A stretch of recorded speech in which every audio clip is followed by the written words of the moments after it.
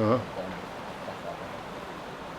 هي الفاتحة بنية التعلم والتعليم والتذكر والتذكير والحث على التمسك بكتاب الله وسنة رسوله ابتغاء مرضات الله وثواب أجره سبحانه وتعالى بنية الفرج من صلاح البيت أجمعين. مثل الفاتحة إلى حضرة النبي محمد صلى الله عليه وسلم. مثل الفاتحة.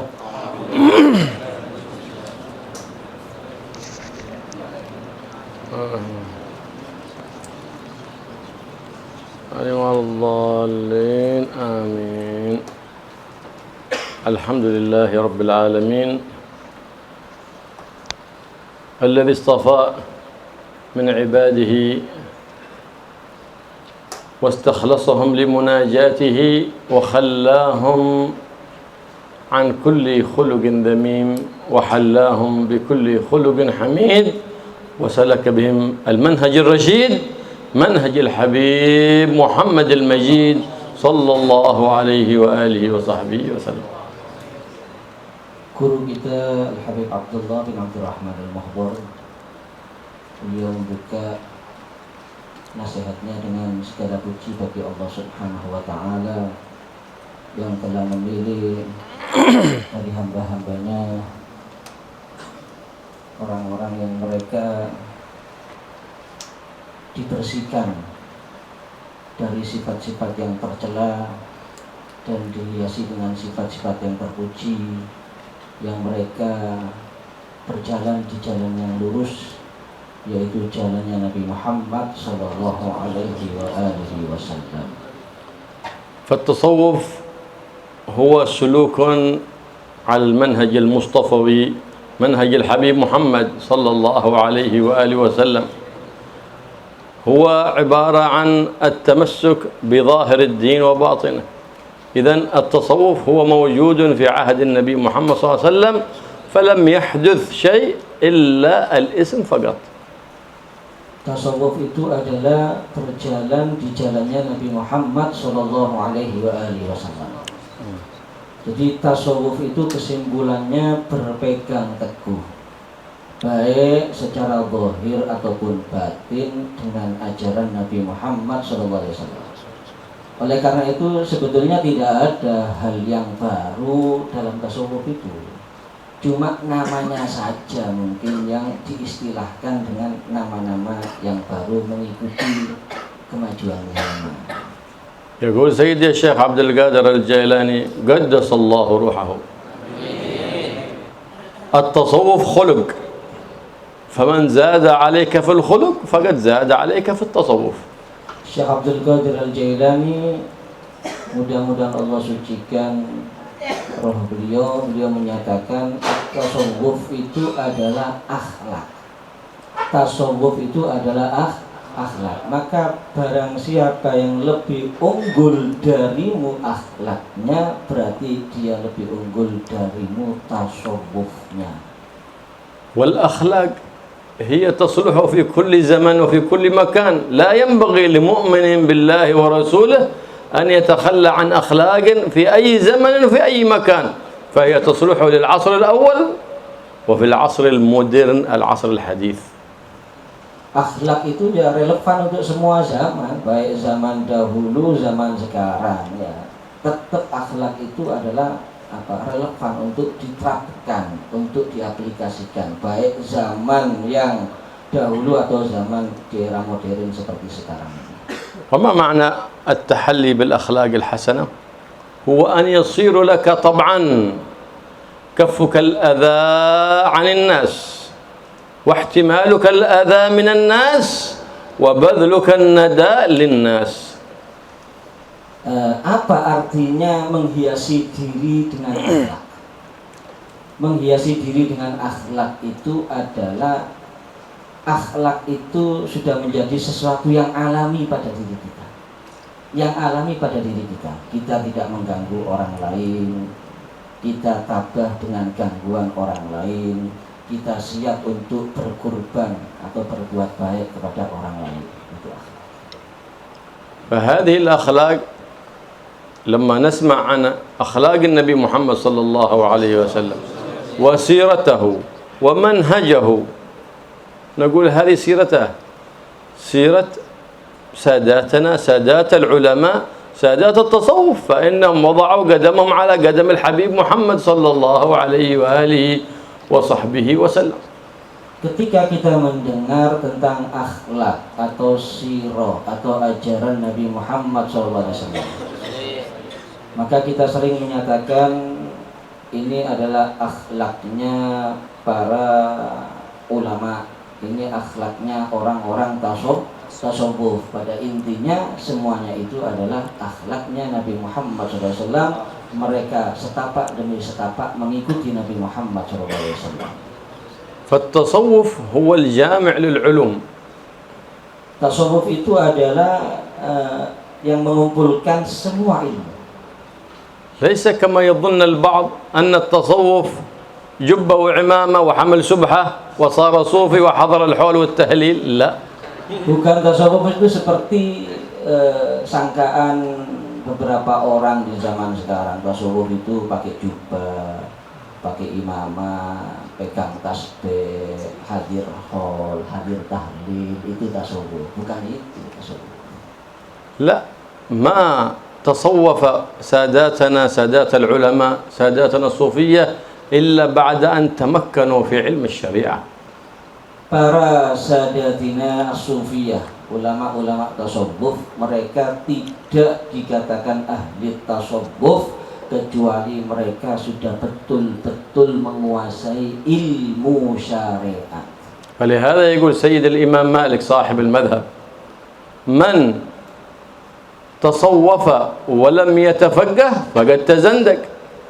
Oleh karena itu Imam Malik radhiyallahu anhu beliau menyatakan, barang siapa yang dia itu bertasawuf tapi tanpa dilandasi ilmu, maka dia adalah orang yang zindiq. ومن تفقه ولم يتصوف فقد تفسق.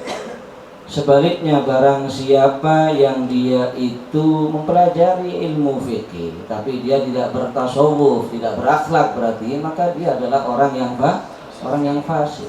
إذن خلاصة العلوم كلها بعد أن تترقى في العلوم هي تصطفيك لمرتبة التصوف. Maka kesimpulannya, semua ilmu yang dipelajari oleh seseorang itu, itulah yang akan menghantarkan orang untuk naik ke derajat tasawuf. فمن تخصص في حديث أو أصول أو فقه ولم يسلك طريقة أهل التصوف فهو قد تفسق على شهادة الإمام مالك. Maka barang siapa yang mendalami ilmu-ilmu tertentu, takhusus ilmu-ilmu tertentu, baik hadis, fikih atau yang lain, kemudian dia tidak mengamalkan amalannya ahli tasawuf, maka dia adalah termasuk orang yang fasik. Siapa yang menyatakan itu? Al-Imam Malik. فلهذا سادات العلماء هم ساداتنا الصوفية. ليه؟ قلنا سادات العلماء لأنهم جمعوا بين العلم والعمل.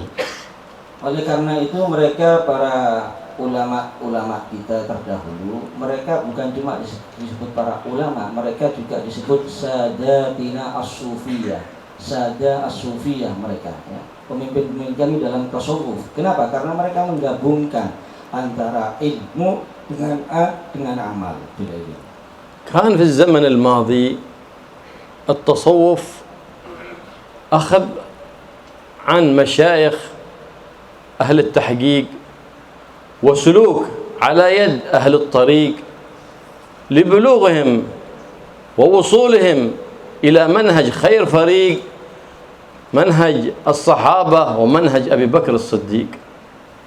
Dahulu mereka mengambil ilmu dari orang-orang ulama-ulama yang ahli tahqiq, yang betul-betul menguasai ilmu. Begitu juga menjalani tasawuf dengan mereka ahli suluk, orang-orang yang memang ahli tasawuf, sehingga mereka dengan itu ingin meraih derajat yang tinggi, kedudukan yang tinggi di sisi Allah Subhanahu wa taala, yaitu martabat as-siddiqiyah yang dijalani, yang diraih oleh Sayyidina Abi Bakar as-Siddiq radhiyallahu anhu. إذن فالتصوف هناك تخلية ذميم، فإذا خلى عن الخلق الذميم التحلى بخلق حميد كريم. Kalau begitu, tasawuf itu mengosongkan diri dari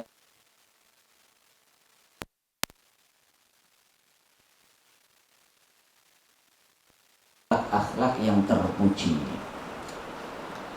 فالتصوف كان كثير منهم من يختار الخلوة ومنهم من يختار المجاهدة في العبادات، لكن متى هذا يكون؟ بعد الاتصال بأهل الوصال ولزوم أقدام الرجال، ثم بعد أن يسلك ذلك الطريق تخلى وتحلى، ثم بعد ذلك اختلى لعبادة الله فلم يفتنه الشيطان في خلوته. وأما من لم يتخلى ولم يتحلى ثم تخلى في خلوته ربما جاءه الشيطان في خلوته وفتنه بأفكار ووساوس فأخرجه عن الاستقامة، ليس عن التصوف وليس عن الطريق، بل أخرجه عن استقامته في الدين. Tasawuf itu bisa dengan berkhalwat menyendiri, bisa juga dengan mujahadatun nafas, yang memerangi nafsu dengan ibadah.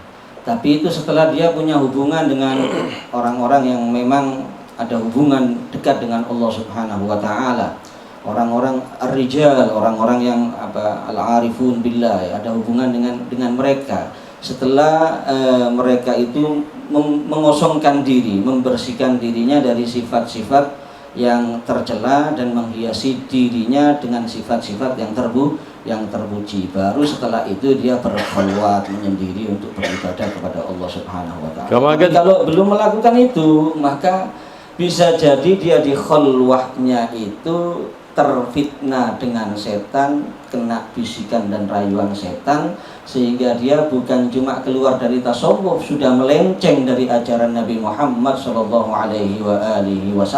sudah tidak menjadi hamba Allah yang istiqamah lagi dalam taat kepada Allah Subhanahu wa taala. كما قد وقع لسيدي الشيخ عبد القادر الجيلاني قدس الله روحه في بعض مجاهداته ومشاهداته تجلى له نور عظيم، وسمع من ذلك النور نداء يقول له يا عبد القادر قد وضعت عنك التكليفات وأبحت لك المحرمات. فقال سيدي الشيخ عبد القادر الجيلاني اخسأ يا عدو الله، فتحول ذلك النور إلى دخان فخنس الشيطان. Seperti yang terjadi kepada Sayyidina Syekh Abdul Qadir Al-Jailani. Mudah-mudahan Allah sucikan roh beliau. Beliau pernah ketika di dalam khalwatnya didatangi oleh asap yang cahaya yang sinar kilauan yang luar biasa. Kemudian cahaya tersebut menyatakan kepada beliau Syekh Abdul Qadir Al-Jailani, aku telah gugurkan kewajiban atasmu dan aku telah halalkan hal-hal yang haram untukmu. Maka kata Syekh Abdul Qadir Al-Jailani, binasalah engkau wahai yang terkutuk, setan yang terkutuk. Maka seketika itu yang asalnya cahaya tadi berubah menjadi asap atau menjadi abu, berubah menjadi abu atau asap. Kemudian ternyata itu adalah setan yang akhirnya lari.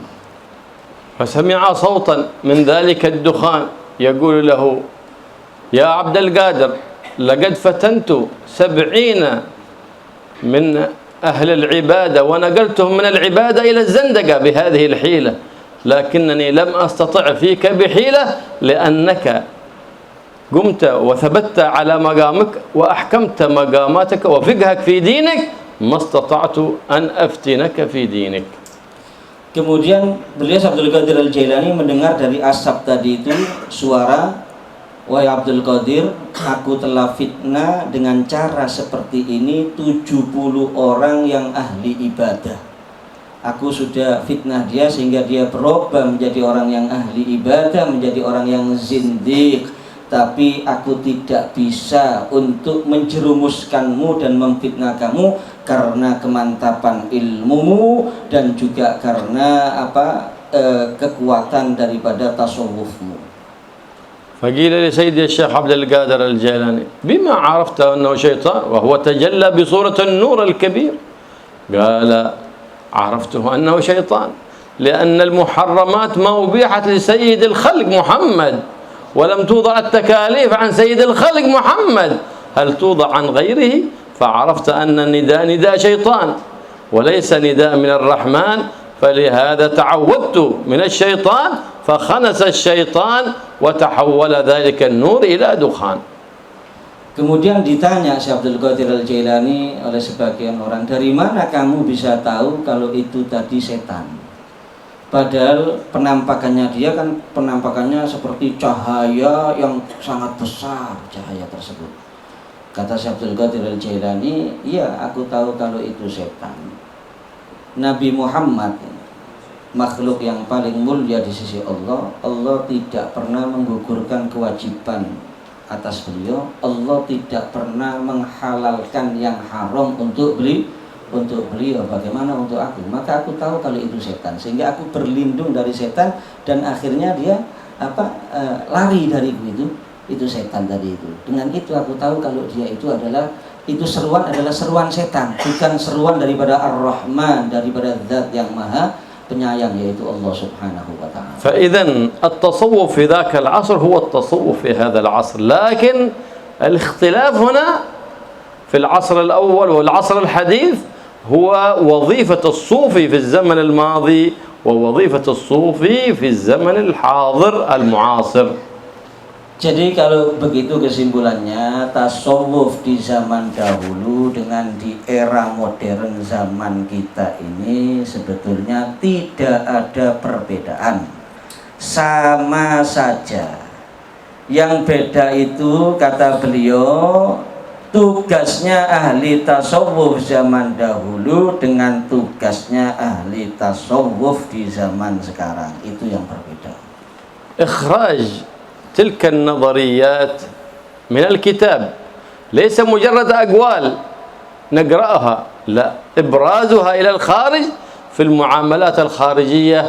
هذا وظيفة الصوفي في هذا الزمان لإظهار أخلاق النبي وشمائل النبي محمد صلى الله عليه وآله وسلم، وإلا فلا ينبغي في هذا الزمان اعتزال في خلوة كما يفعل البعض، يترك طلبته مهملين، قال هو في الخلوة ما شاء الله، وترك الطلبة مهملين لا راعي لهم ولا ناصح لهم.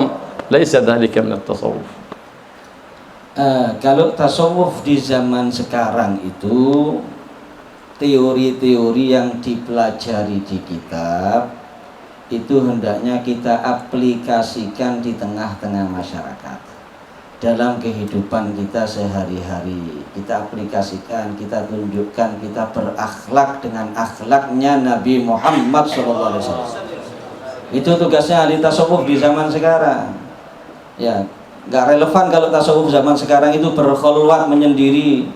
Walaupun dia orang yang alim, kemudian punya santri-santrinya ditinggalkan, punya jamaah masyarakat yang jahil di daerahnya ditinggalkan, nggak dibimbing, nggak dikasih arahan, itu salah jalan. Bukan seperti itu tasawuf di zaman sekarang. Tasawuf di zaman sekarang kita menunjukkan ilmu-ilmu yang kita pelajari dalam kitab dan kita terapkan di tengah-tengah masyarakat, bahwasanya kita berakhlak dengan akhlaknya Nabi Muhammad SAW. كان في الزمن الماضي أهل التصوف في مجاهدات وخلوات، لأن في من يقوم بوظيفة التعليم والدعوة إلى الله سبحانه وتعالى.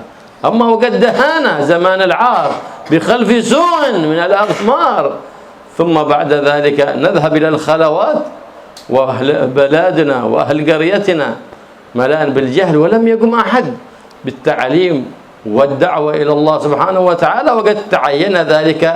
فلا ينبغي في هذا الزمان الاعتزال والتصوف، بل يجب على كل مؤمن أن يبذل ما عنده لنفع أمة النبي محمد صلى الله عليه وآله وسلم. Kalau zaman dahulu ahli tasawuf banyak yang berkhulwat, banyak yang menyendiri. Kenapa? Karena yang mengajarkan ilmu di tengah-tengah masyarakat juga banyak di zaman itu. Ya, banyak sekali yang mengajarkan ilmu. Tapi kalau di zaman kita kan tidak. Masih banyak keadaan masyarakat ini yang sudah keluar dari jalurnya Nabi Muhammad SAW.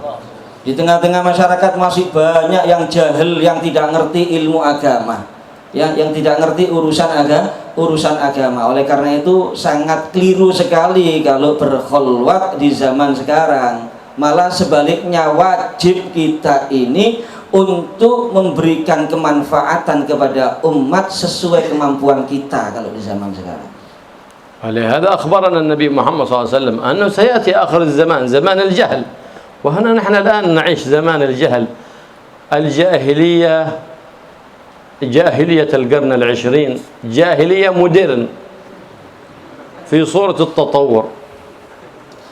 Kata Nabi akan datang zaman kebodohan. Dan kalau kita lihat kata beliau, ya zaman kita ini zaman-zaman tersebar kebodohan di tengah-tengah umat. Ini termasuk jahiliyah abad ke-20. Jahiliyah modern zaman kita ini. جاهلية مودرن ما ندري ما سيرفعها عنا. أما الجاهلية الأولى قد رفعت ببعثة الحبيب المصطفى محمد صلى الله عليه وآله وسلم.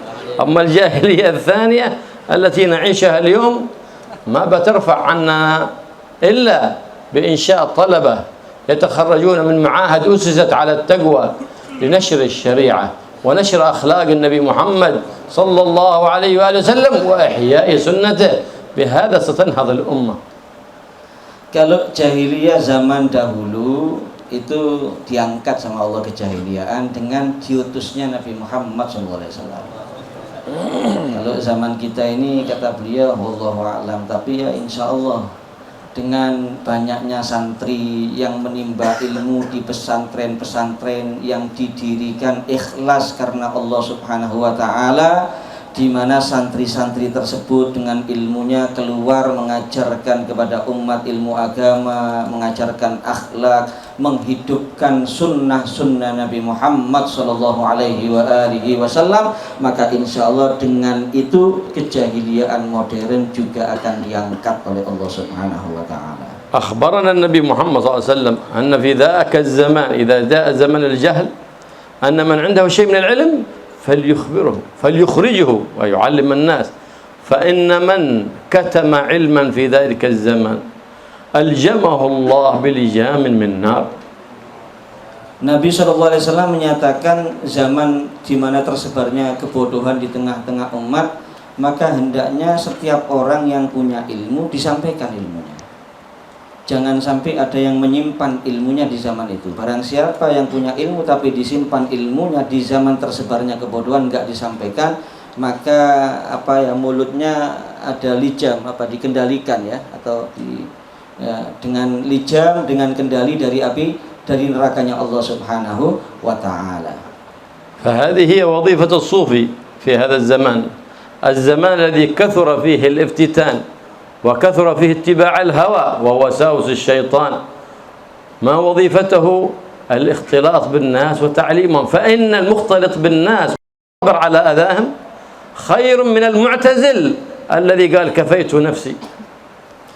Ya, begitulah tugasnya orang sufi di zaman sekarang, di mana zaman sekarang zaman fitnah, zaman orang banyak mengikuti hawa nafsunya, maka tugasnya orang sufi ya kumpul sama manusia, membimbing mereka, mengajari ilmu kepada mereka dan sabar dengan gangguan-gangguan mereka, telaten.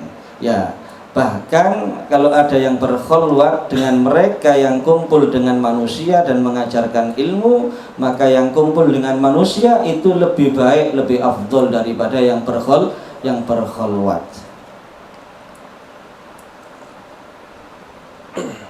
في كل زمان نرى ساداتنا سادات الصوفية هم القادة فيه، علماء أهل التصوف هم القادة في كل زمان، سواء في المجالات السياسية أو الاجتماعية أو التربوية والتعليمية، هم سادات ذلك الزمان في كل زمان. Ulama-ulama tasawuf itu menjadi pemimpin dalam setiap zamannya, ya. Baik itu pemimpin dalam urusan politik, dalam urusan sosial, dalam urusan pendidikan, dalam segala aspek kehidupan. Ulama-ulama tasawuf itu setiap zaman mereka menjadi pemimpin. اختلطوا بالناس لما أمنوا على الفتنة في دينهم، لكن من أخاف أن اختلط بالناس وخاف فتنة في دينه نقول له كالغريق، إنسان يغرق وأنت لا تحسن السباحة، تريد أن تأخذ بيده فتغرق أنت وإياه بيموت اثنان. لكن إذا عندك القدرة على الإنقاذ أعطاك الله سبحانه وتعالى القوة على السباحة وإنقاذ ذلك الغريق، فيتعين عليك ذلك الإخراج. وكم من غريق اليوم، كم من غريق قاضى في بحر الجهل وفي بحر الفتنة. فيجب على كل من عنده شيء من العلم أن يبرزه للناس، وأن يعلمه للناس، وأن يصلح أمة النبي محمد صلى الله عليه وآله وسلم. فإن هذا العمل هو أحب الأعمال وأقرب الأعمال للنبي محمد صلى الله عليه وآله وسلم، الذي يقربك إلى الله وإلى حبيبه ومصطفاه محمد بن عبد الله صلى الله عليه وآله وسلم. Ya, untuk berkumpul dengan manusia tadi, ya juga harus kita lihat diri kita. Kalau sekiranya kita tidak akan terjerumus atau terperosok kepada perbuatan yang tidak baik. Ya gampang-gampangannya diumpamakan seperti orang tenggelam. Kalau kamu tenggelam, maka kamu kalau sekiranya menyelamatkan orang lain ikut tenggelam juga, maka selamatkan dirimu sendiri. Ya jangan menyelamatkan orang lain. Tapi kalau kamu punya kemampuan, pandai dalam berenang, ada orang yang tenggelam dan kamu bisa menolong dia, kamu selamat dan dia selamat, maka lakukanlah itu. Jadi ketika kamu punya kemampuan untuk memperbaiki kondisi umat dengan mengajarkan ilmu, membimbing mereka berdakwah, maka itu jauh lebih baik, dan lakukan itu.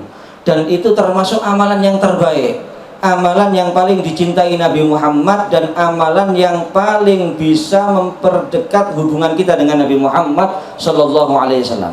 Berdakwah kepada Allah itu mendekatkan kita kepada Allah, sekaligus mendekatkan kita kepada Nabi Muhammad Sallallahu Alaihi Wasallam. فقد ساهم التصوف في شتى العصور والأزمان في إخراج الاستعمار من بلاد الإسلام، سواء كان في مصر، في ليبيا، في تونس، في اليمن، في إندونيسيا.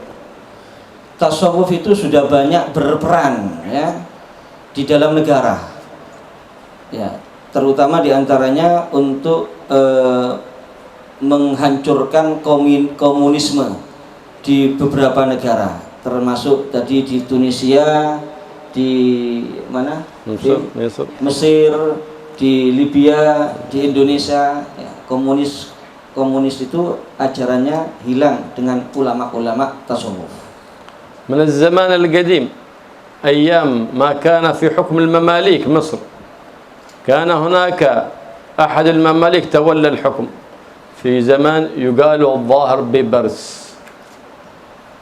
كان في زمان سيدي أحمد البدوي، عندما جاء الاستعمار يريد أن يستعمر مصر، جمع من المتبرعين، ما أحد خرج.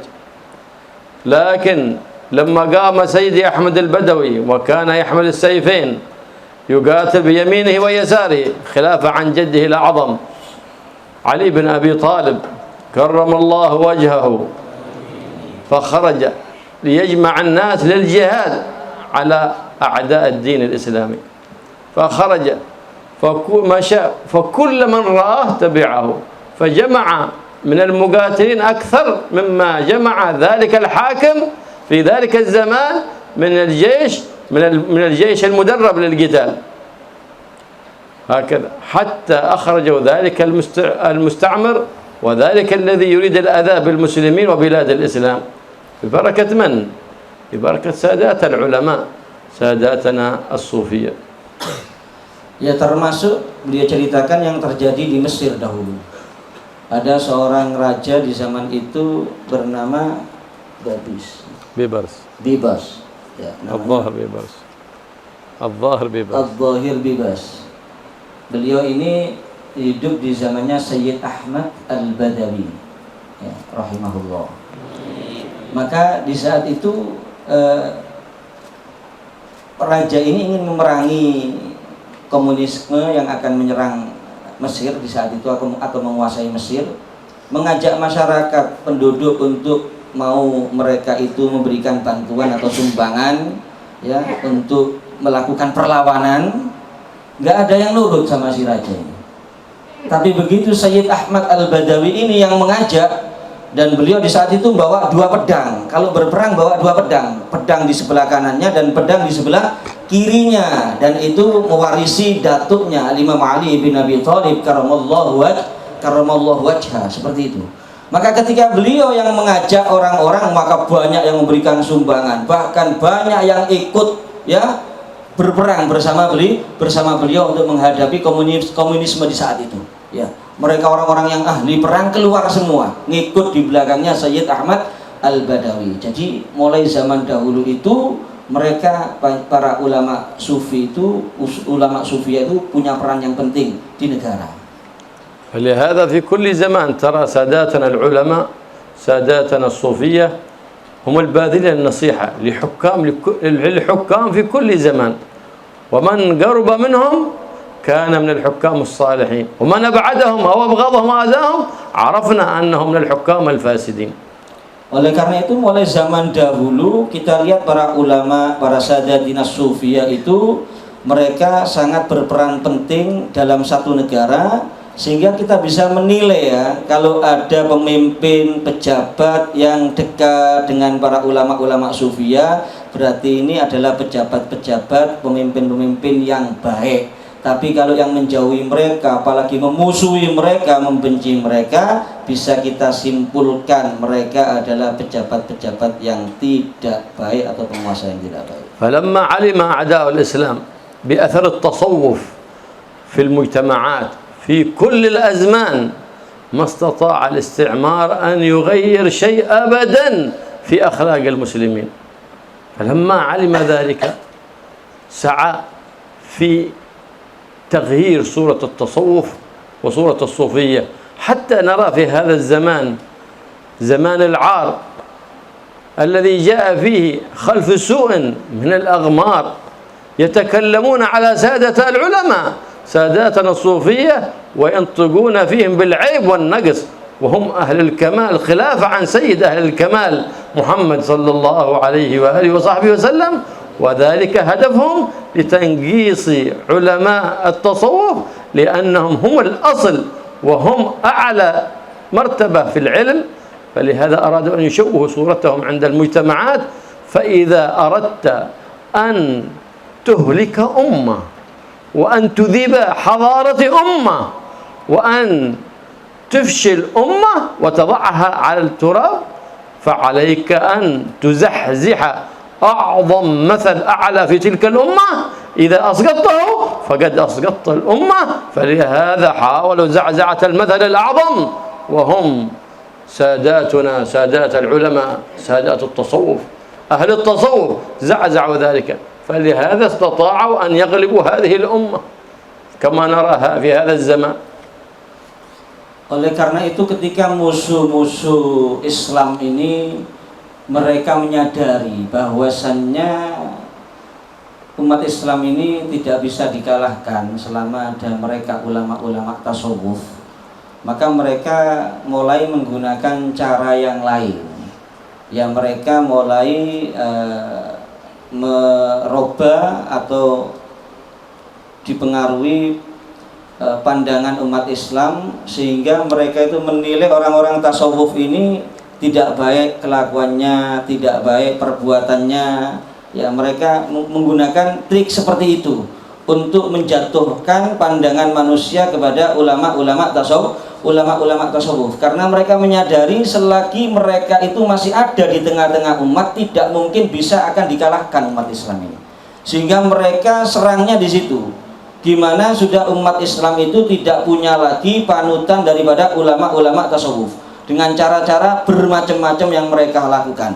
Dan dengan itulah akhirnya terjadi apa yang terjadi di zaman kita. Ya, banyak sekali hal-hal yang bisa dikatakan ini zamanil ar, zaman yang sangat mencoreng ya, mencoreng Islam, sehingga mereka menyadari bahwasannya kalau ingin menjatuhkan peradaban Islam, kejayaan Islam, maka yang terkuat yang ada di dalam umat Islam yaitu pemimpin-pemimpin mereka, ulama-ulama tasawuf itu, mereka berusaha untuk tidak ada di tengah-tengah umat Islam. وظيفة الصوفي في هذا العصر المعاصر هو رد اعتبار لهذا الذي انتهكت حرمته وهو التصوف، حتى نبرهن على أن التصوف هو أصل العلوم وهو خلاصة العلوم. بماذا؟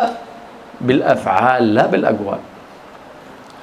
Oleh karena itu bagi kita, tugas kita ya di zaman sekarang ini, kita mengambil pelajaran dari apa yang sudah terjadi.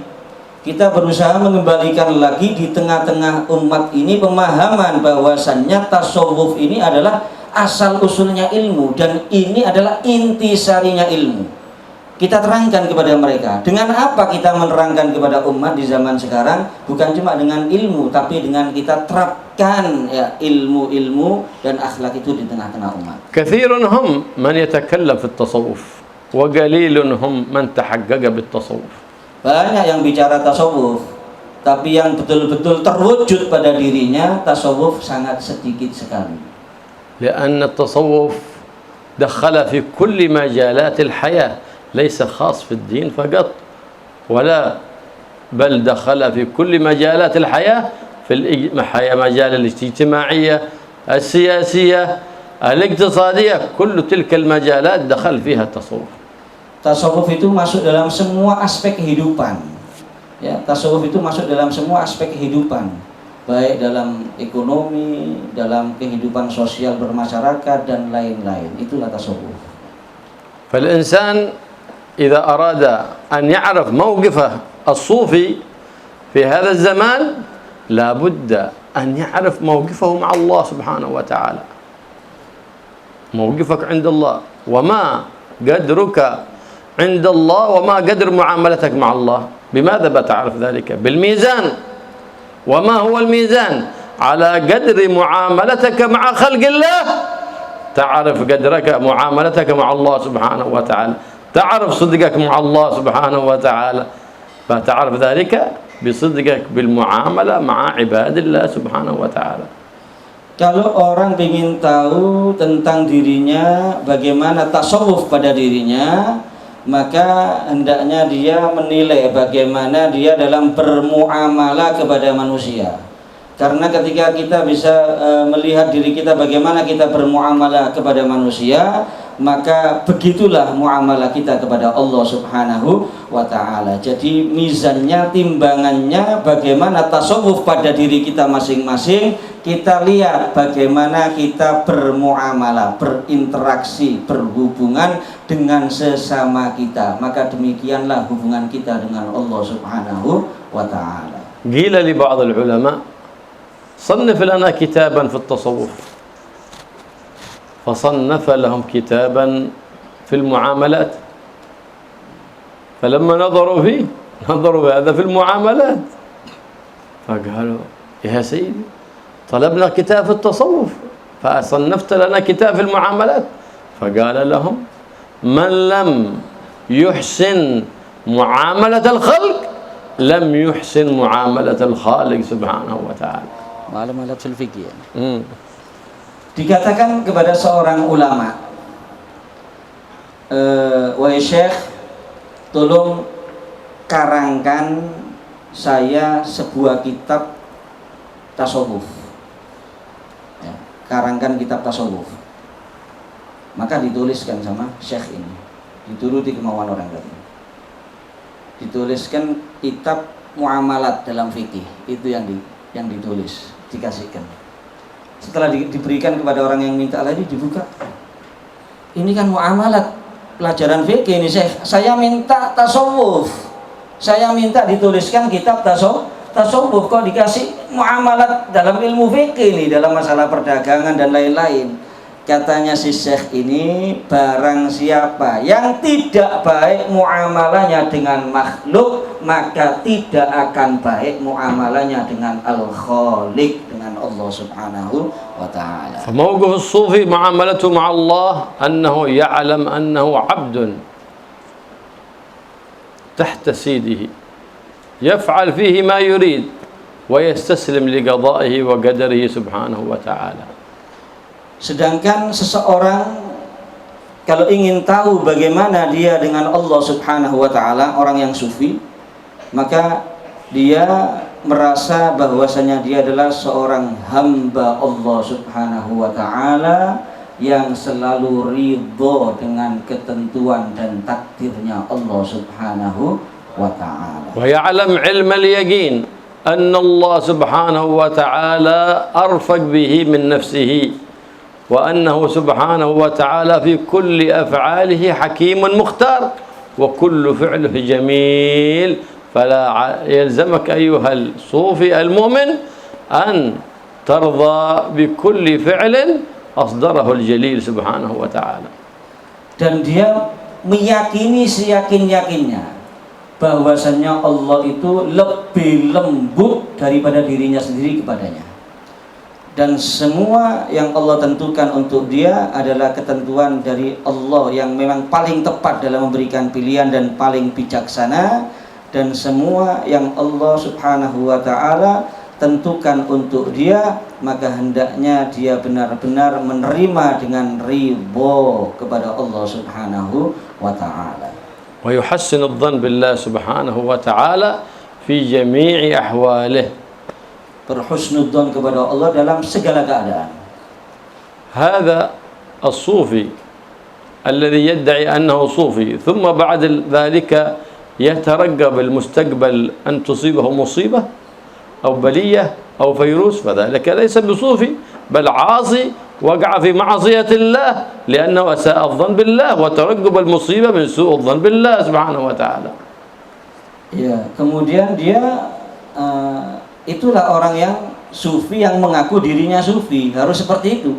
Dia berhusnudzon kepada Allah Subhanahu wa ta'ala, selalu berbaik sangka kepada Allah Subhanahu wa ta'ala, termasuk untuk hal-hal yang akan terjadi kepada dia. Husnudzon kepada Allah, jangan ada prasangka nanti saya kena corona, kena COVID-19, itu berarti sudah suudzon berarti kepada Allah Subhanahu wa ta'ala, dan itu bisa masuk dalam kategori maksiat karena suudzon kepada Allah Subhanahu wa ta'ala. Husnudzon aja, saya nggak mungkin kena corona gitu. الذي يقول لو كان كذا ما وقع كذا ولو عملت كذا ما حصل كذا ذاك يعترض على الله في قضائه وقدره، فكيف له أن يكون من المؤمنين فضلا أن يكون صوفي؟ لأن التصوف درجة فوق الإسلام فوق الإيمان فوق، هذا تصوف درجة فوق عالية. Demikian juga orang yang ngomong kalau saya tidak begini ya nggak akan terjadi ini, kalau saya nggak melakukan itu ya nggak akan seperti ini. Itu juga termasuk ya sesuatu yang tidak baik, dan orang yang seperti itu bagaimana dia nggak beriman dengan takdirnya Allah, dengan qadha-nya Allah. Iman saja tidak, bagaimana dikatakan ahli tasawuf? Tasawuf itu ya di atasnya Islam, di atasnya iman, derajat yang sangat tinggi itu, melebihi Islam, melebihi iman, di atas sekali itu tasawuf. Kalau orang yang seperti itu nggak bisa. Muamalah ma'an Nabi sallallahu alaihi wa alihi wasallam bil iqtida bihi sallallahu alaihi wa alihi wasallam wa ihya sunnatahu wa nashr syari'atahu. Hadhi muamalah ma'an Nabi Muhammad sallallahu alaihi wa alihi wasallam. Orang tasawuf juga harus bermuamalah dengan Nabi sallallahu alaihi wasallam. Bagaimana muamalah dengan Nabi? Meneladani beliau, menghidupkan syariatnya, menghidupkan sunnah-sunnah beliau sallallahu alaihi wasallam. Begitulah muamalahnya orang yang tasawuf kepada Nabi Muhammad sallallahu alaihi wasallam. Muamalah ma'a man huwa akbar minnak bit-tawqir wal ihtiram wa ma'a man huwa asghar minka bir-rahmah wal ikram. Bermuamalah dengan yang lebih tua umurnya dengan menghormati, dengan yang lebih muda dengan menyayangi. فالتصوف كله معاملة. Tasawuf itu semuanya bermuamalah intinya. معاملة مع الشيطان بمخالفته في كل ما يوسوس لك. Demikian juga bermuamalah dengan setan orang tasawuf itu. Gimana? Ya menentang bisikan-bisikan setan, rayuan-rayuan setan ya yang terkutuk. Ya.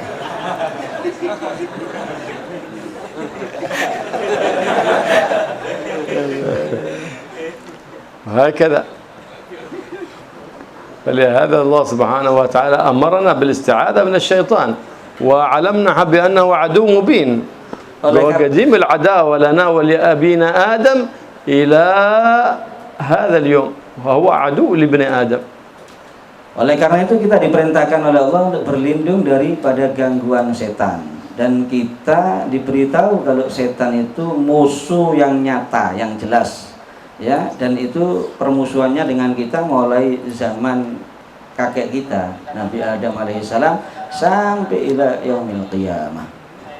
هذا يقول النبي محمد صلى الله عليه وسلم لأصحابه بعد أن رجع من غزوة أحد يقول لهم وسيوفهم تقطر دم، يقول رجعنا من الجهاد الأصغر إلى الجهاد الأكبر. قال يا رسول الله وأي جهاد أكبر من هذا؟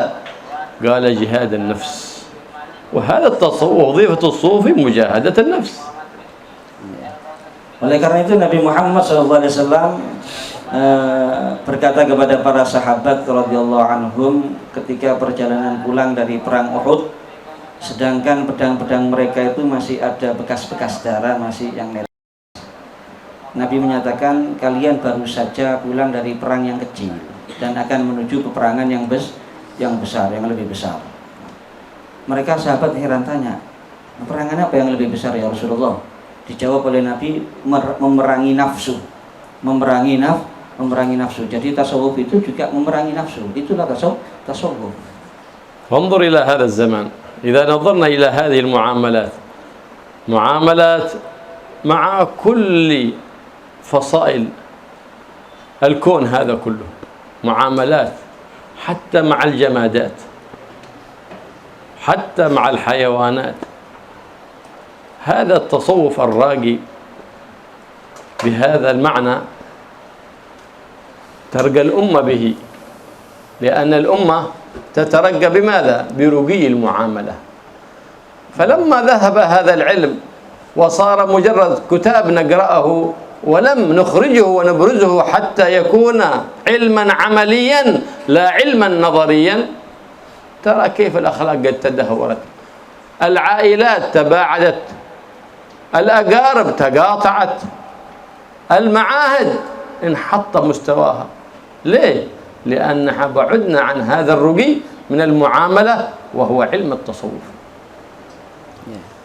Ketika dalam tasawuf itu betul-betul diterapkan masalah muamalah itu, baik muamalah dengan benda-benda mati sekalipun, muamalah dengan hayawan, itu semuanya ada dalam tasawuf. Ketika sudah masyarakat atau umat itu bisa seperti itu, maka akan terangkat ini, keadaan umat ini akan terangkat, karena terangkatnya umat ini dengan muamalah di antara mereka. Muamalah mereka di antara masyarakat ini kalau baik maka akan terangkat. Tapi di zaman sekarang ini kan seakan-akan semuanya hilang. Tasawuf itu sebetulnya ilmu yang dibarengi dengan amal, itu diamalkan, diaplikasikan dalam kehidupan, bukan cuma ilmu yang dibaca, bukan cuma ilmu yang dipelajari. Itu tasawuf, bukan cuma teori-teori, tapi prakteknya ilmu, itulah tasawuf.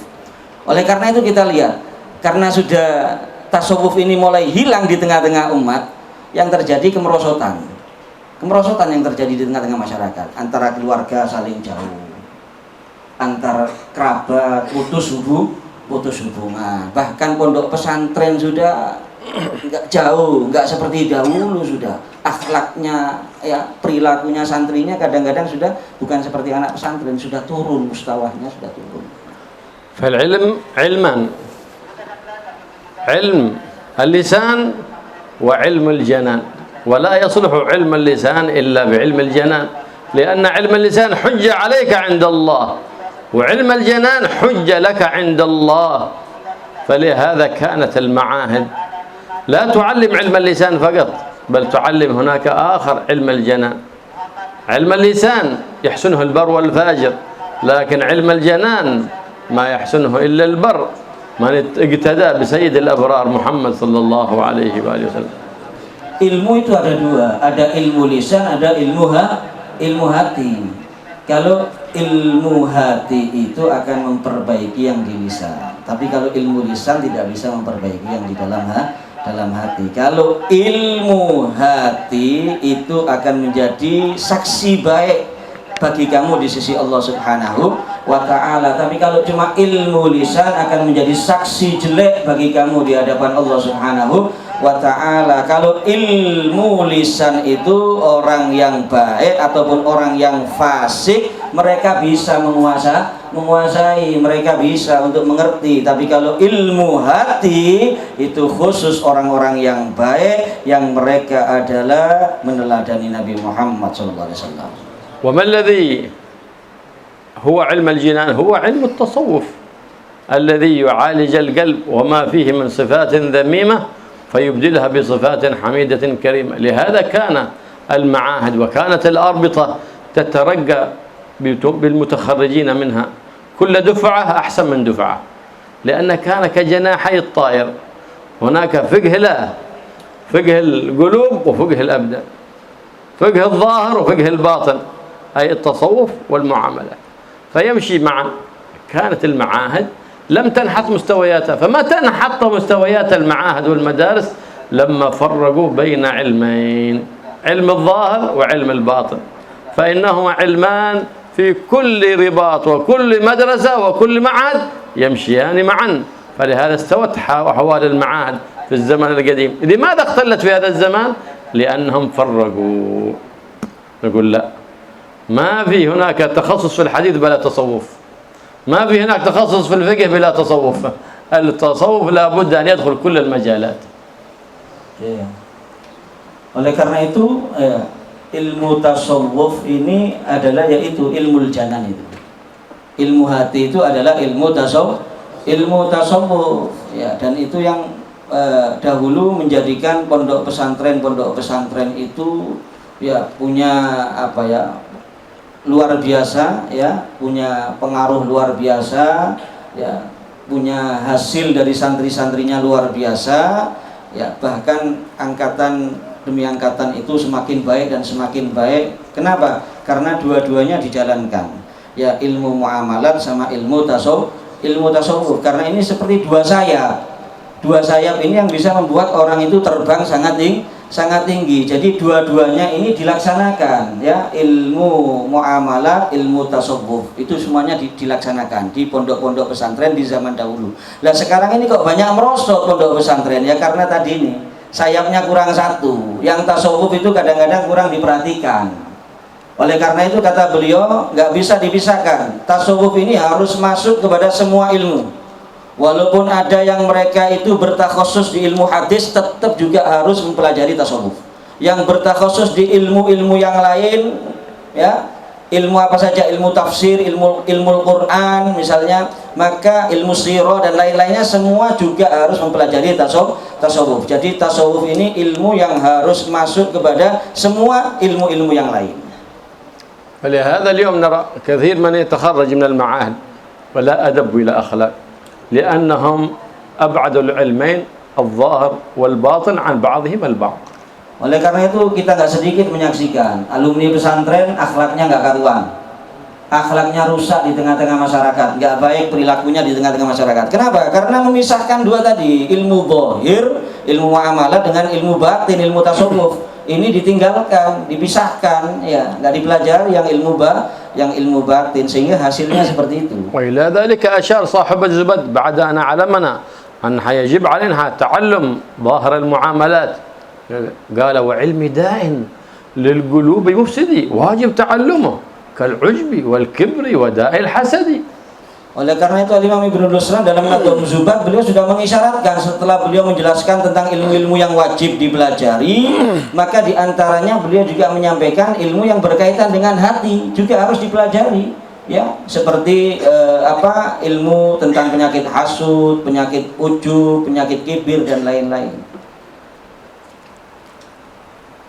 فلهذا ترى اليوم كيف في بحث المسائل من ألفاظ تستحي أن تسمعها من طلبة علم متخرجين في بحث المسائل، كيف أن تتلفظ بها؟ لأنهم مساكين واعتقدوا أن هذا من العلم، وهم الآن أصبحوا في بحث المسائل، يعني في مقام أستاذ. ينبغي أن يكون قدوة في لفظه، في حركته، في تصرفاته، قدوة. فإذا رآك من هو أصغر منك لصرت سبب أنت في تجرؤ الناس على الدين، لأن من هو أصغر منك في الصف فيقتدي بك، فإذا اقتدى بك في الشر يكون عليك الإثم ولو في لفظة واحدة لفظة سوء، فكيف بفعل السوء؟ Ya, termasuk diantara contoh yang jelas kalau kita mau lihat di zaman sekarang saat bahthul masail. Kan Masya Allah kadang-kadang ada yang sebagian itu katanya vokal, katanya sangat alim, hebat ilmunya, tapi akhlaknya nggak ada. Kata-katanya yang keluar kata-kata yang tidak baik kadang-kadang yang dikeluarkan dari mulutnya, padahal mereka ini makomnya sudah makom ustadz kadang-kadang. Ya gimana mereka mau jadi panutan kalau seperti itu? Dan bahayanya lagi di situ ada yang di bawahnya, ya mungkin santrinya atau yang angkatan di bawahnya, mereka dijadikan teladan. Kalau ditiru akhirnya satu lafaz aja yang ditiru karena melihat seperti itu gurunya atau ustadznya atau angkatan yang di atasnya, maka dia akan menanggung dosanya walaupun cuma satu lafaz karena dia yang menjadi penyebab. فأهل التصوف في كل زمان هم القدوة الحسنة. Orang ahli tasawuf itu setiap zaman mereka lah panutan atau teladan terbaik. لأنهم قرنوا العلم بالعمل. Karena mereka menggabungkan ilmu dengan amal. فكان الوهب ثمرة ذلك. Maka ilmu wahbi laduni adalah buah daripada itu. وما هو علم الحقيقة. Dan itulah ilmu haqiqah. وفي ذلك الإشارة لحديث النبي محمد صلى الله عليه وسلم من عمل بما علم أورثه الله علم ما لم يعلم. Dan itu disyaratkan dalam hadis oleh Nabi, barang siapa yang mengamalkan dengan apa yang dia ketahui daripada ilmu, maka Allah akan berikan kepada dia ilmu yang tidak dia ketahui, ilmu laduni. هذا هو. فإذا لكل سالك طريق العلم سالك طريق الآخرة لا بد له من علم ومن عمل. فالعلم شريعة والعمل طريقة، فإذا جمعت بين العلم والعمل أثمر ذلك بالحقيقة. فالحقيقة هي عبارة عن ثمرة من العلم والعمل، فمن لا شريعة له ولا طريقة له فلا حقيقة له، وإن مشى على الماء أو طار في الهواء. Jadi ilmu dan amal itu tidak bisa dipisahkan dalam tasawuf. Tasawuf itu ya ilmu dan amal. Ilmu itu adalah syariah, amal itu adalah thariqah.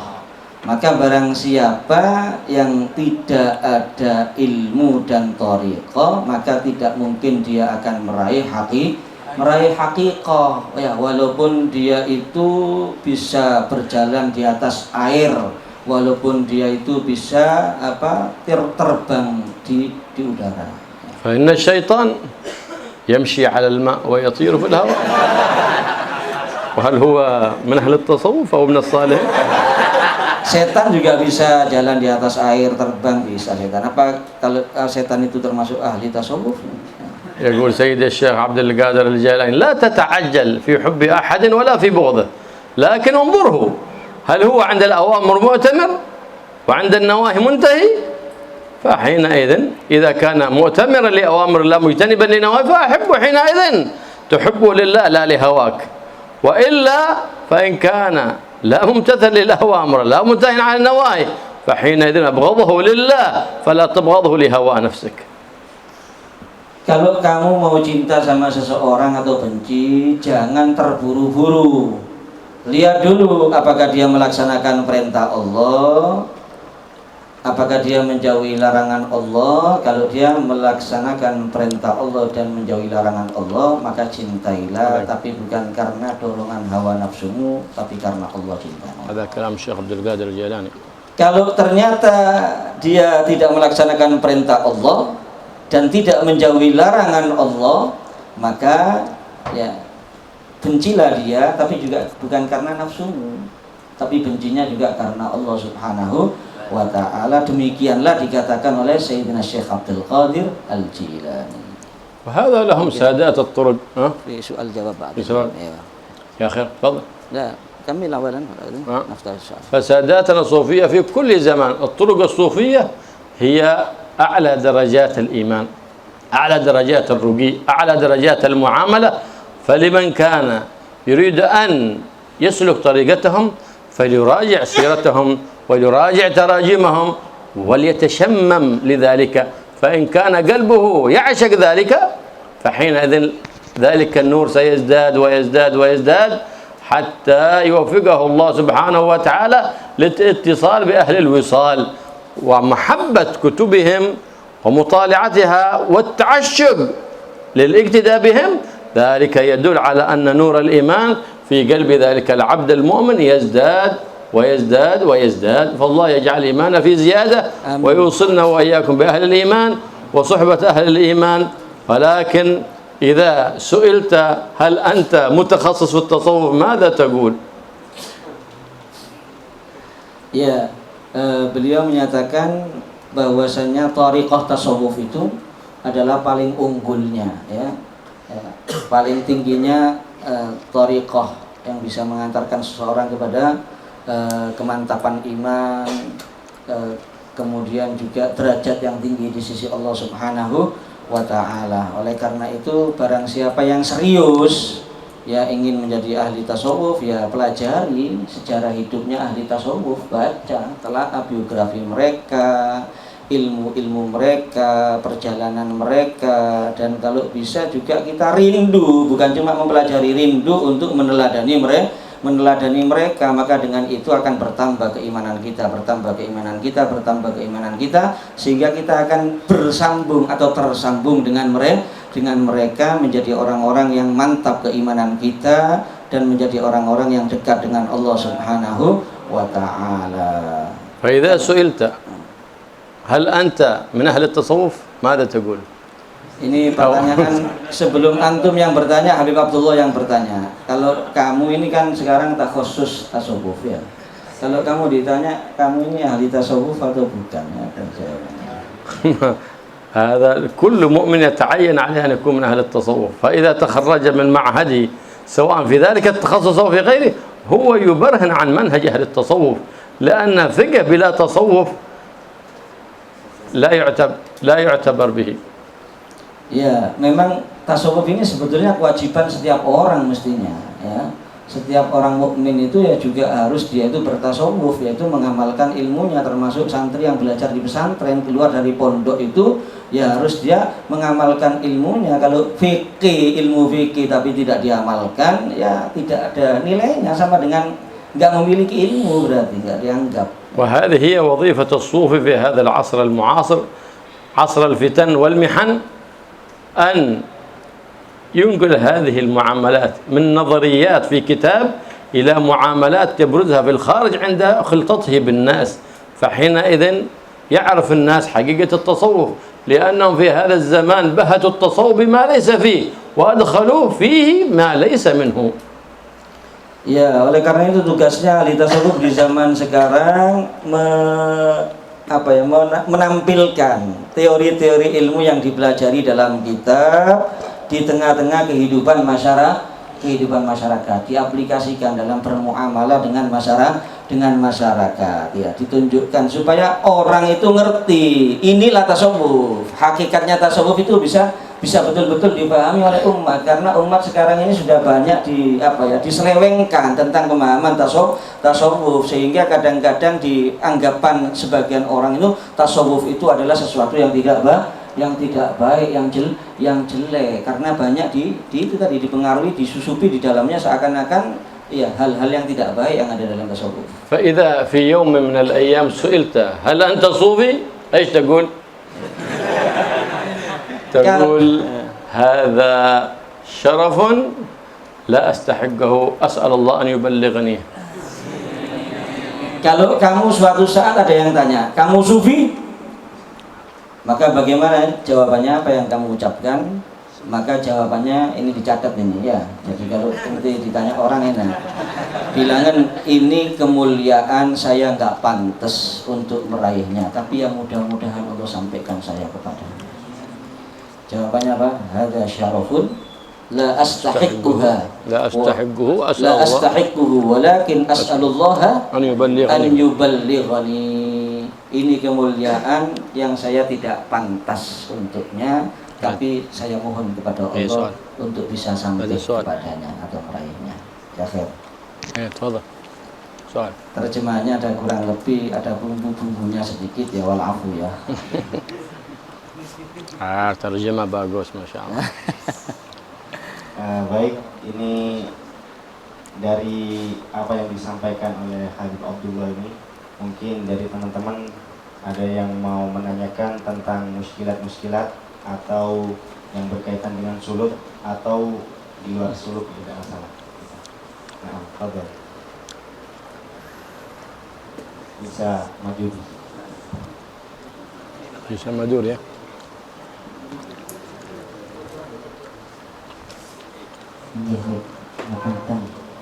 Jadi bismillahirrahmanirrahim. Sebelum kita langsung saja ke pertanyaan, sebelum kita menuju mukhalatoh binnas, untuk mujahadatun nafas ini terasa berat. Nah, ini bagaimana kita ini menolak kerentek-kerentek hati yang jelek itu untuk menyucikannya ini. Sedangkan itu mungkin bagi kita memang sudah kelaziman bagi hati kita, tidak mampu.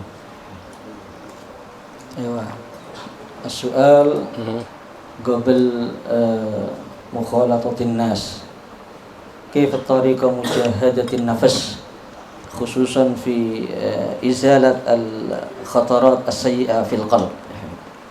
نعم. مجاهدة النفس ليس خاصة قبل الاختلاط، في كل وقت. Ya, memerangi nafsu itu tidak harus ketika mau kumpul sama manusia, tapi setiap waktu kita harus memerangi nafsu. وقد يكون في مخالطتك للناس شيخ أو نوع من التربية أنت لا تدريه. Ada kalanya ketika kamu kumpul sama manusia itu seperti ada seorang guru, ya, atau ada pendidikan di situ yang kamu hasilkan yang kamu nggak mengetahui. فبعض الأشياء عندما تكسر نفسك واحد يريد بك أذى أو تكلم عليك ووجدت أن ترد عليه مثل ما سكت عنه مخالفة لنفسك ذاك قهر للشيطان.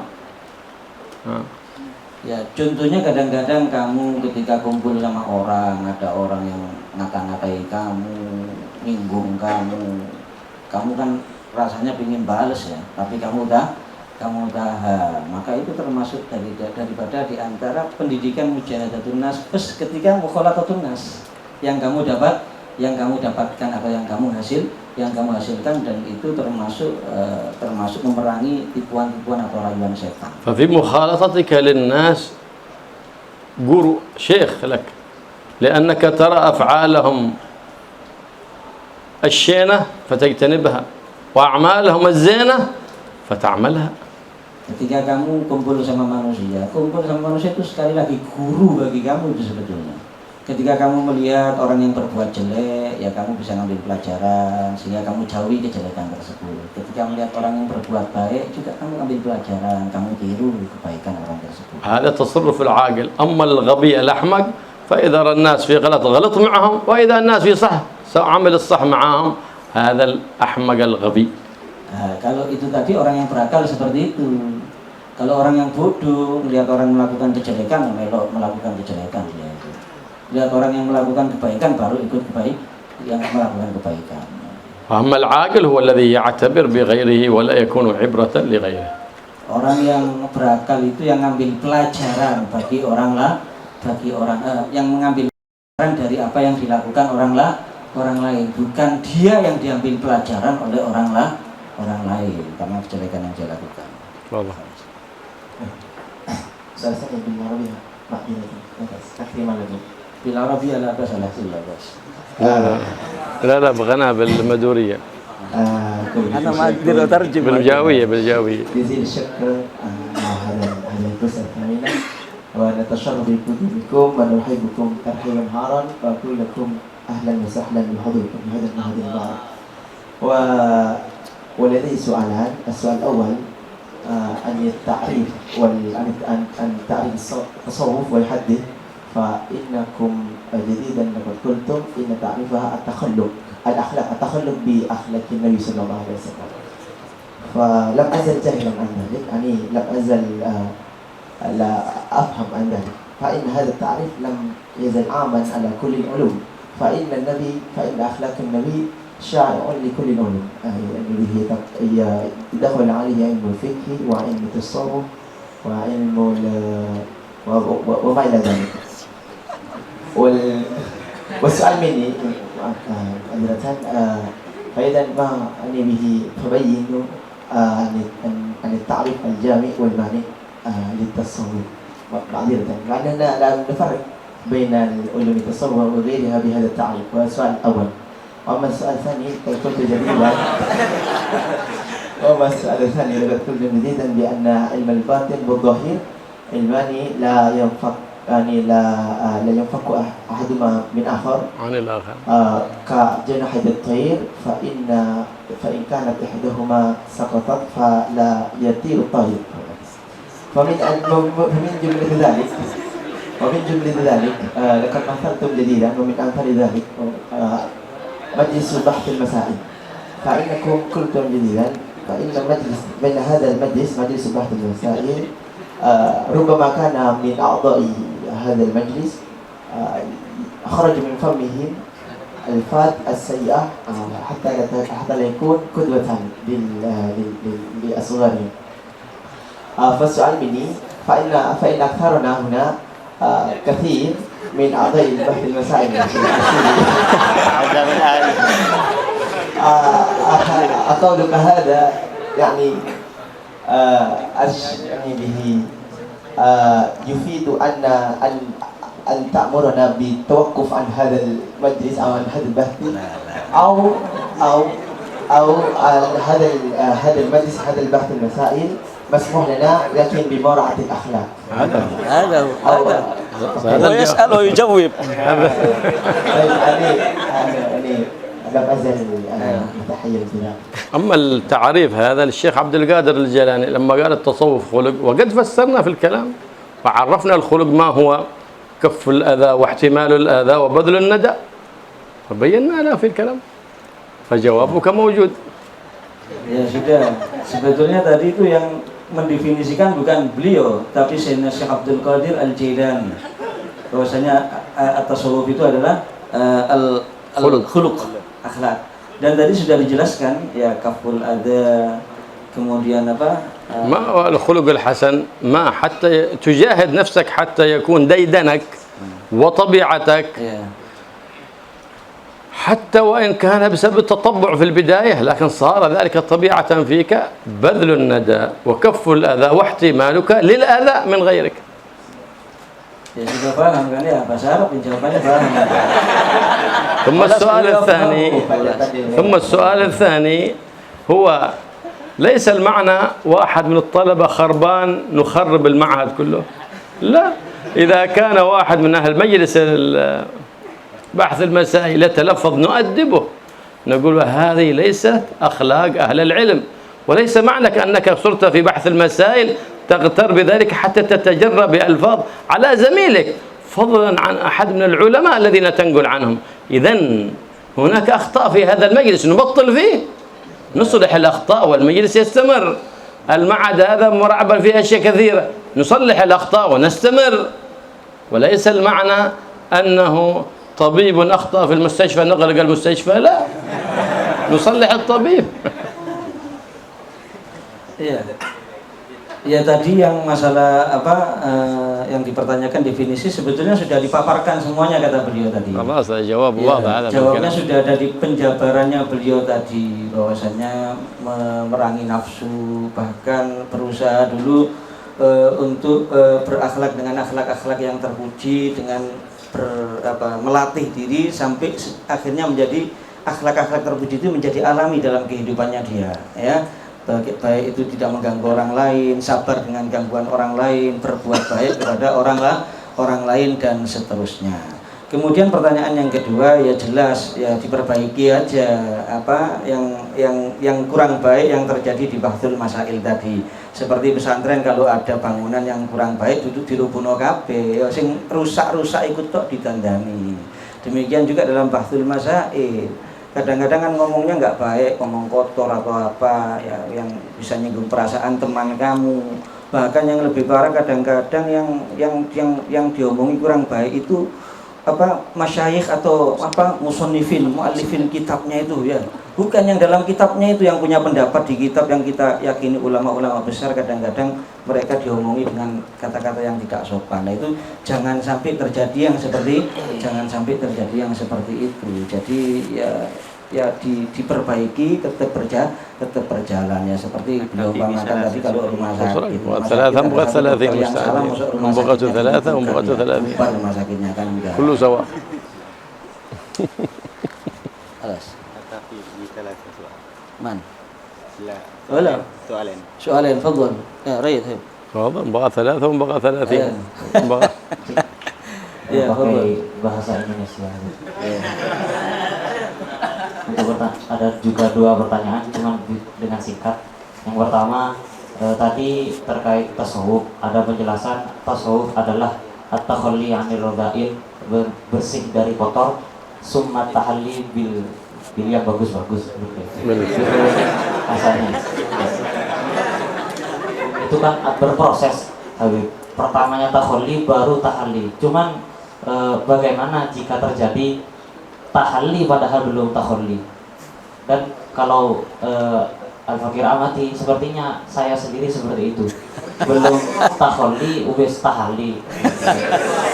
Itu yang pertama. Kemudian yang kedua, tadi beda antara tasawuf dulu dan tasawuf sekarang. Tasawuf dulu layak untuk melaksanakan uzlah, memang banyak yang menjadi dai. Sekarang lebih tidak relevan untuk uzlah, bahkan lebih baik untuk dakwah seperti itu. Cuman ketika itu jadi pedoman, ada benturan sedikit Habib. Ada ayat ya ayyuhalladzina amanu kabura maqtan indallah an taqulu ma la taf'alun. Ketika pengen melaksanakan dakwah, pengen menyampaikan, terbesit ayat itu, takutlah. Maka bagaimana kami ini bersikap yang baik seperti bagaimana? Terima kasih. Assalamualaikum warahmatullahi wabarakatuh. عسى فهمتم السؤال حبيبي خلاص ما يحتاج إلى ترجمة مني على طول الجواب كأنه يعني يخاف أنه من هذه الآية أن يكون من أهلها. السؤال الأول هل يمكن التحلي قبل التخلي؟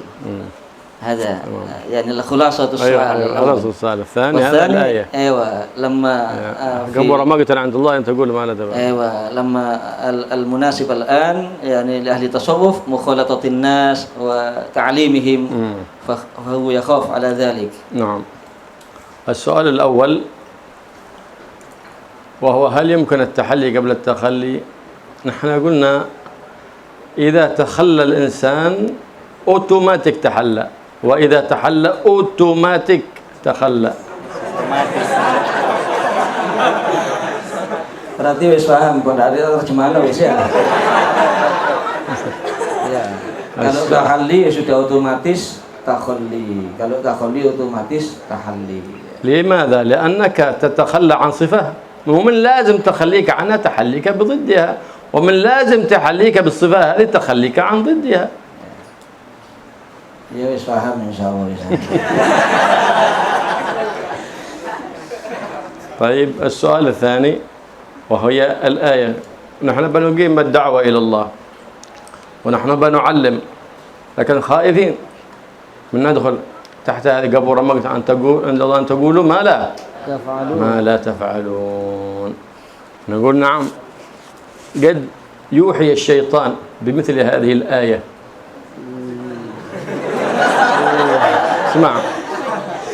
اسمع هذا كجواب، قد يوحي الشيطان حتى يثبطك عن التعليم ويثبطك عن الدعوة إلى الله، لكن أنت كيف تخزيه؟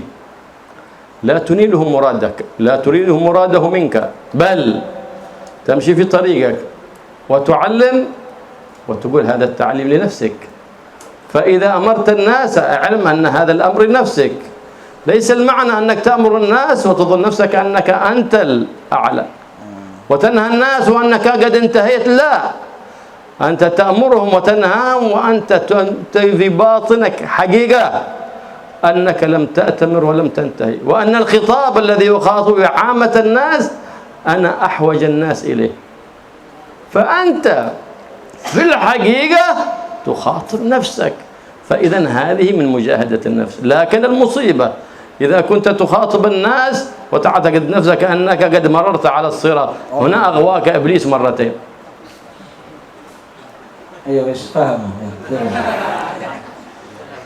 Pertanyaan kedua, itu ayat tadi itu juga sering dijadikan alat ya. Kalau beliau tadi membahasakan sering diwahyukan oleh setan kepada hati-hati manusia, sehingga dia menjadi sebab dia itu nggak mau berdakwah, gak gelem mau itu, gak gelem ngajar ilmu, nggak mau. Kenapa? Karena takut dengan ayat tersebut.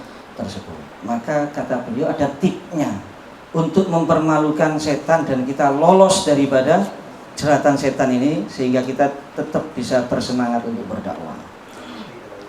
Kamu ketika menyampaikan nasihat ilmu kepada orang lain, yang kamu khitab dalam perasaan kamu, dan itu betul-betul ya dari dalam lubuk hati kamu bukan mengkhitab mereka, tapi kamu mengkhitab diri kamu sendiri.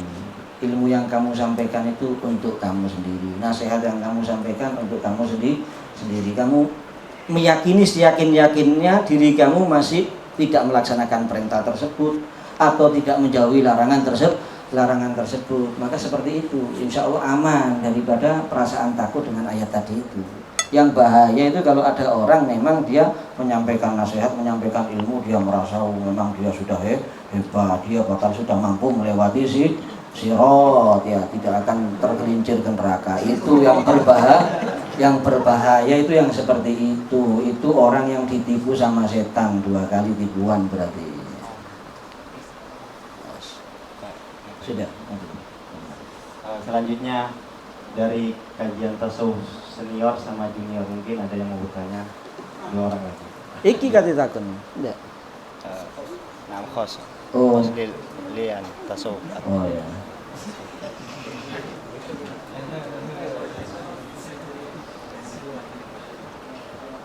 Bismillahirrahmanirrahim. Saya perwakilan dari tasawuf junior. Ada tasawuf saghir Habib.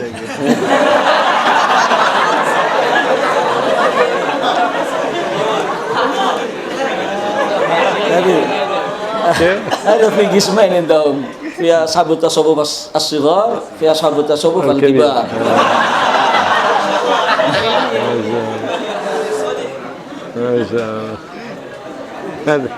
هذا من الصغار ولا من الكبار؟ هذا الصغار ولا الكبار؟ صغير صغار.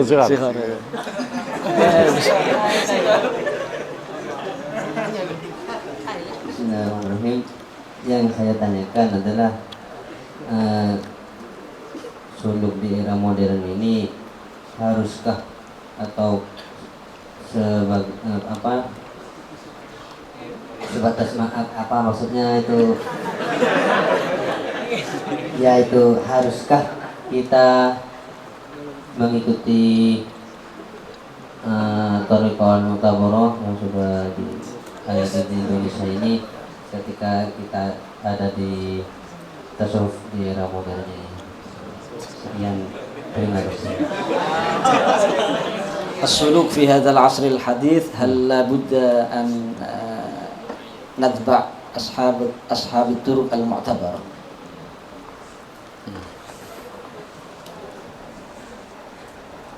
ما معنى الطرق الصوفية؟ أولا هذه الطرق الصوفية عبارة كانت عن الزمن القديم، مدارس، مدرسة الشيخ عبد القادر الجيلاني، مدرسة سيدي أحمد البدوي، مدرسة سيدي أحمد الرفاعي، مدرسة النقشبندي، مدرسة بالحسن الشاذلي. هذه مدارس. ثم بعد ذلك المتخرجين من تلك المدارس أرادوا أن يعملوا ذلك وجعلوا ذلك طريقة. إذن المنبع واحد، اسمه محمد. اللهم صل عليه وعلى آله. وكل هذه الطرق توصل إلى أصل واحد وهو محمد، فكل ذلك يرجع إلى محمد. اللهم صل عليه وعلى آله. مبتدانا محمد، اللهم صل عليه وعلى آله. مبتغانا ومقصودنا محمد، ونحن نسعى في المشي على منهج محمد.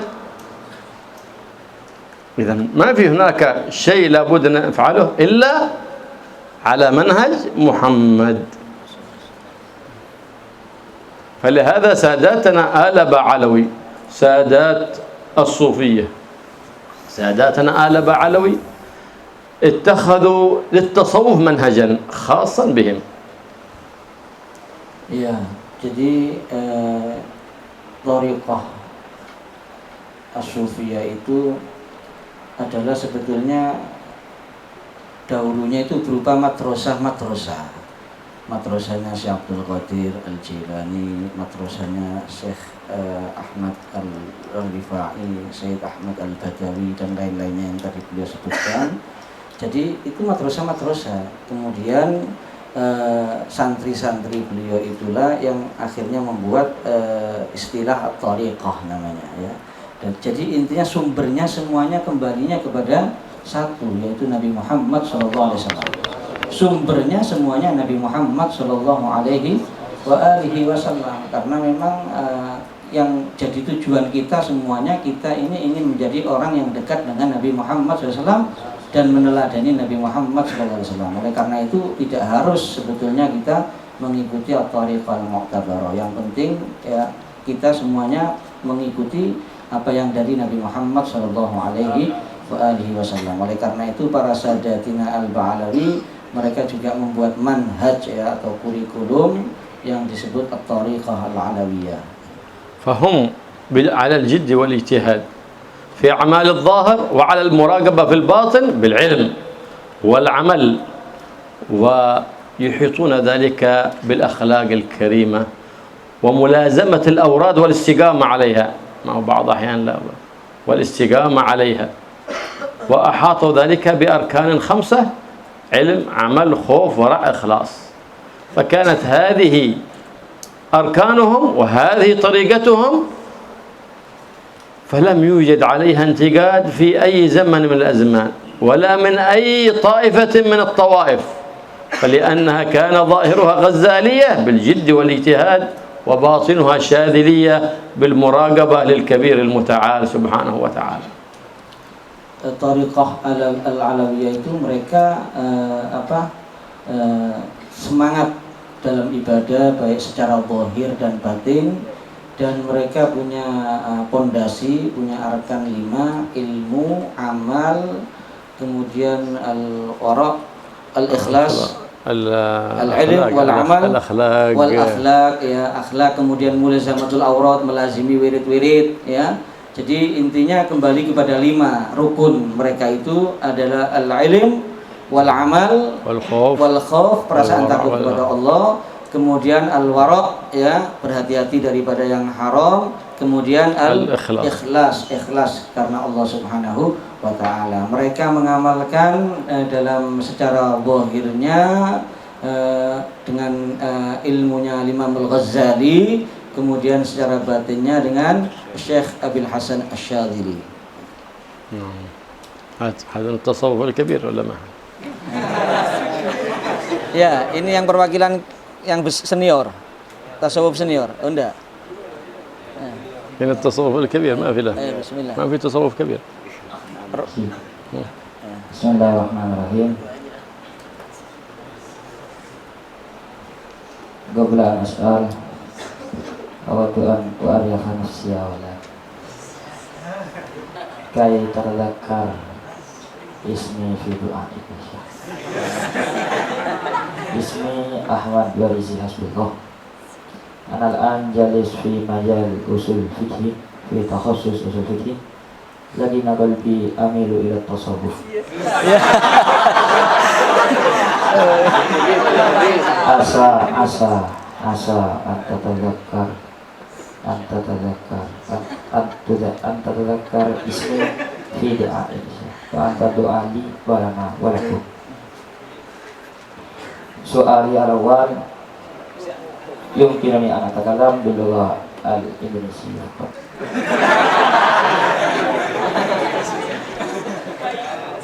Tadi keterangannya itu barang siapa yang ingin mengetahui atau muamalah sama Allah atau dan muamalah sama al-khalqi, maka falyutali' sirata sadatina sufiyah wa yatashammas wa yatashammam. Nah, dalam sirahnya. Cuman kalau dulu-dulu itu kita ketahui bahwasanya dulu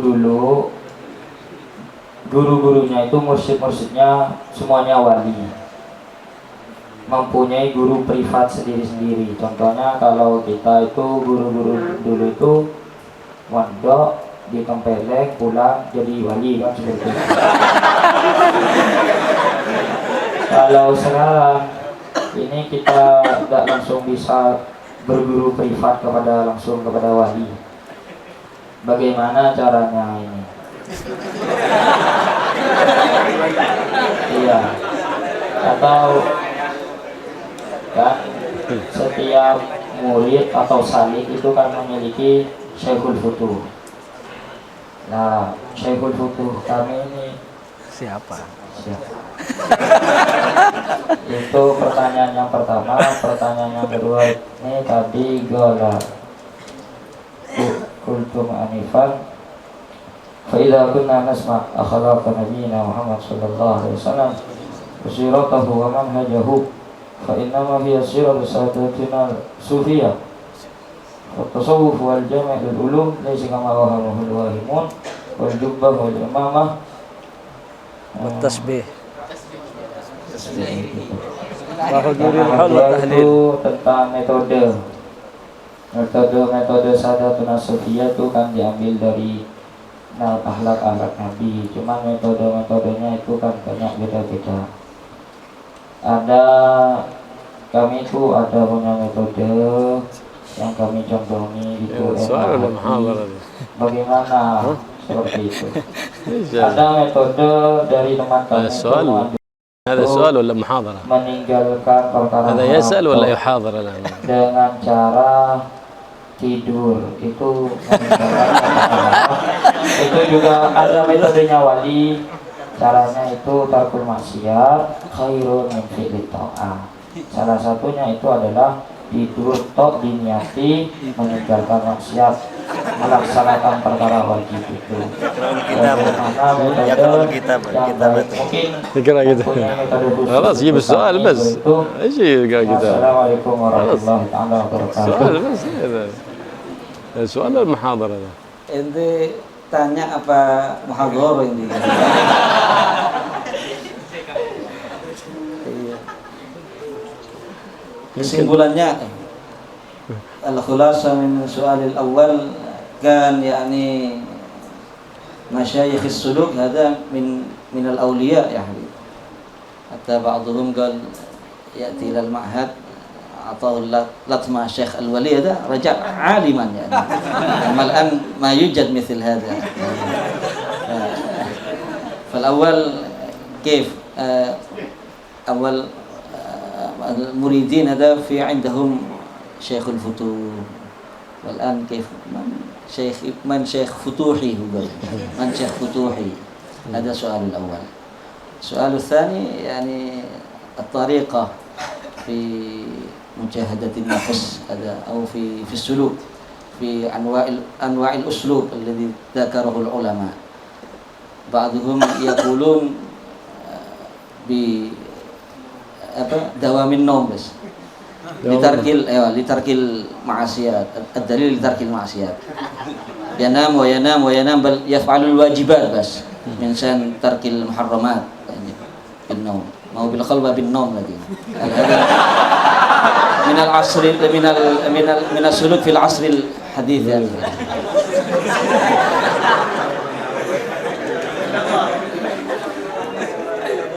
هنا تظهر آفة قراءة الكتب من غير شيخ، من غير استفسار. فقد يمشي على طريق خطأ وهو يظنه صواب. لهذا قيل من كان شيخه كتابه كان خطأه أكثر من صوابه. Kadang-kadang ada kesalahan dikarenakan membaca kitab tanpa seorang syekh, tanpa seorang guru, sehingga pemahaman dari isi kitab itu salah, sehingga ada pernyataan barang siapa yang gurunya itu kitab maka salahnya lebih banyak daripada benarnya. وهذا السؤال وكثير من الأسئلة تخطر بأذهان كثير من الطلبة قد شرحناها وبيناها بيانا تاما شافيا مع الترجمة في شرح كتاب إيضاح أسرار علوم المقربين، وبلا ترجمة في الكلام على كلام السلف الصالح. فمن أرادها فليستمعها ولينظرها في المحضار التريم. Kalau apa yang ditanyakan tadi atau yang beliau paparkan kepingin lebih jelas lagi, banyak dijelaskan di kitab-kitab tasawuf, termasuk kitab Iwah Asrar Ulumil Muqarrabin. Ya, itu ada terjemahannya. Atau juga bisa lihat di channel YouTube-nya beliau Al-Mihbar Tarim. Silakan dibuka, insyaallah banyak pemaparan tentang yang dipertanyakan tadi. في أي سؤال يكتبه هذا المكان ثم نحن نجيب عليه إن شاء الله. Kalau ada pertanyaan nanti ya bisa antum kirimkan ke YouTube Habib ya. Ke channel YouTube-nya Habib Abdullah itu Mihbar Tarim. Insyaallah beliau akan menjawab katanya. وكيل المدير العام. Yaitu ada tim medianya beliau juga hadir, bisa nanti tanya-tanya ya. Jadi boleh kirim WhatsApp ke situ untuk bertanya kepada beliau, insyaallah beliau akan siap untuk menjawab ya. تمام. هذا على كل حال الكلام الذي سألت عنه على أنه ينام ثم يستيقظ، هذه من يأتي من مطالعة الكتب، وليس شرط الشيخ المسلك أن يكون قد وصل يكون من درجة الكشف. لا، أنا قد مررت بهذا الطريق وعرفت سهله ووعره، هذا بيمر بعدي. شوف أنت بتمر، شوف أنا مريت هذا الطريق، شوف هنا مطب وهناك على اليمين حجر وعلى اليسار زجاج، انتبه تتعثر أو تتعور بشيء من ذلك. أنا قد عرفت ذلك الطريق، وهل يشترط أن أكون من أهل الكشف؟ لا. أما شيخ الفتح لا تعرفه أنت إلا بنور البصيرة يهديك الله إليه، وليس كل من تعلمت عنده أو خرجت من معهده هو شيخ فتحك، لا. لكن عليك أن تحسن الظن في كل من تراه حتى يفتح الله بصيرتك. فلا أن تسيء الظن في أحد، وربما كان شيخك وهو من العامة وأنت لا تدري يا مسكين. Ya, jadi seorang syekh yang dijadikan guru oleh seorang salik tidak harus dia itu seorang wali atau ahli kasyaf. Yang penting dia sudah tahu jalan cukup sudah. Ya seperti kata beliau, kalau misalnya saya berjalan di satu jalan, saya lewati jalan itu, saya sudah hafal dengan jalan tersebut, maka orang lain bisa berjalan di situ. Dia bisa tanya-tanya, bisa saya kasih tahu, saya bimbing, kalau jalan di situ hati-hati, sebelah sini ada batu, sebelah sini ada kaca, ada hal-hal yang membahayakan, dikasih tahu, sudah cukup itu. Jadi sekali lagi nggak harus jadi ahli kasyaf. Masalah syekh itu ya nggak ada yang bisa tahu, kecuali kalau orang itu hatinya sudah ada nurnya, ada basirahnya.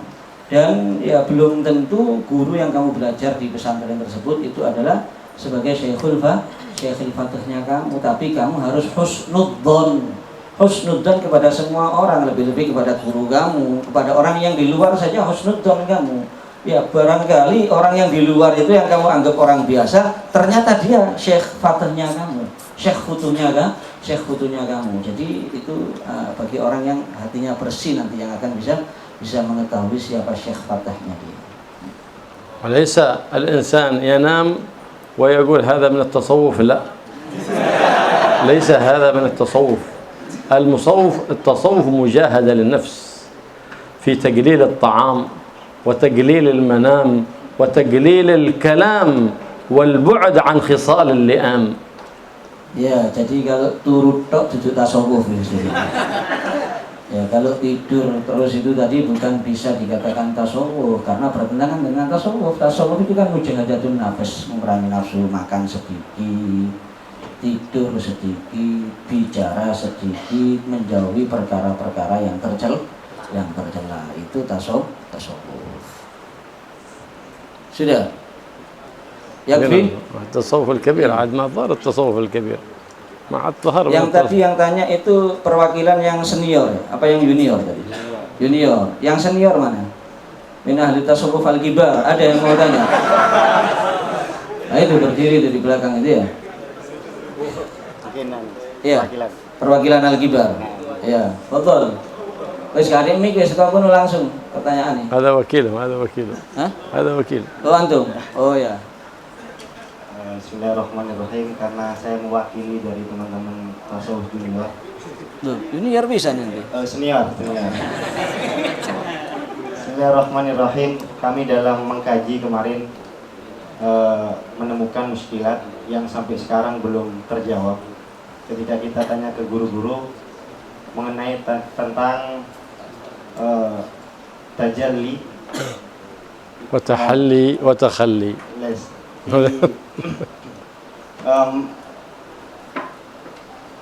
melihat Allah atau tajalli fillah, تجلي بالله Bizatillah. di Iqadul Himam insyaallah. Nah, itu kita masih belum tahu tentang penjabaran daripada tajalli, arti tajalli sendiri ketika dikaitkan dengan Allah Subhanahu wa taala. Ya, mal murad bit tajalli yani lama yunsab ila Allah, ila dzatillah. Yes, makna tajalli. أيوه عندنا تحلي وتخلي تكلمنا عليه Naam.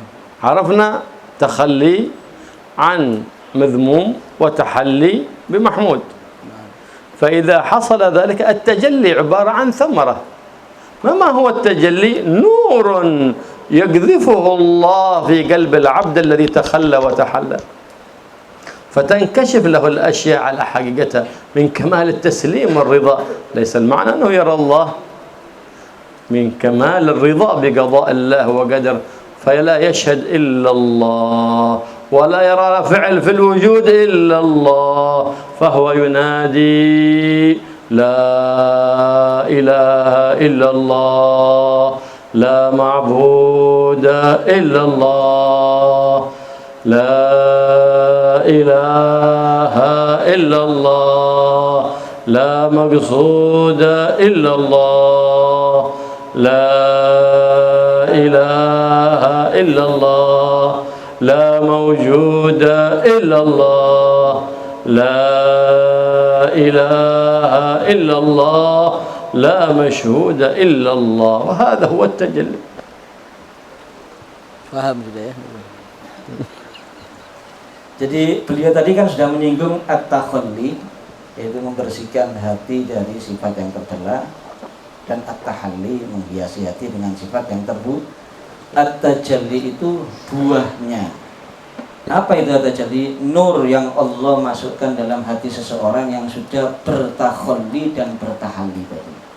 Ya, bukan artinya dia bisa menyaksikan Allah, melihat Allah, tapi dia menyaksikan kesempurnaan ya keyakinannya dengan Allah, sehingga menerima dengan sempurna ketentuan Allah, takdirnya Allah, menyaksikan tidak ada segala sesuatu yang ada di wujud ini kecuali dengan izin Allah, dengan ketentuan Allah. La maujuda illallah, tidak ada ya yang ada yang wujud kecuali Allah. Allah tidak ada yang layak disembah kecuali Allah.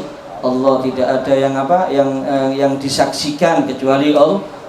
Jadi itulah, bukan berarti melihat Allah baik itu berupa cahaya atau yang lain, tapi sifat yang ada di dalam hati, yang nur yang ada dalam hati yang membuat orang ini punya betul-betul keyakinan yang kuat kepada Allah Subhanahu wa taala. فالتجلي هو الثمرة من التخلية والتحلية.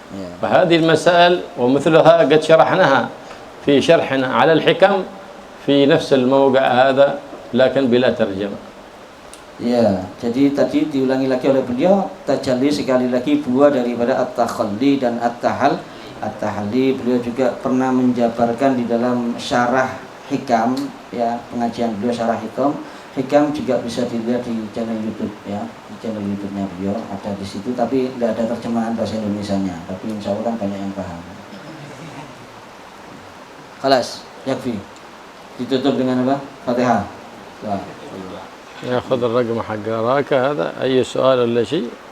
احنا كل ليلة الأربعاء نجاوب على الأسئلة، ويمكن نزيد ليلة من الليالي وهي